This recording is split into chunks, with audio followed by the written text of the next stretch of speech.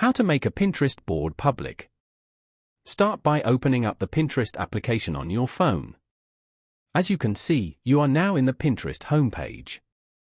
Here, you can view images and videos selected based on your activity and interests.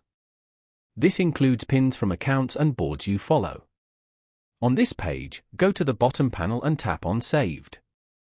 Over here, you can view all your saved pins and the boards they are saved to. Open any of your board from here. Go to the top right corner and tap on Edit Board. Here, scroll down to the end and go to the Settings section. Turn off and make this board secret. Then, tap on Make Public below.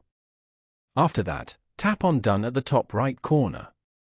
You have now successfully made your Pinterest board public. Your pins will show up in your followers' feeds and search results, and on your profile. You can change the settings from here whenever you want.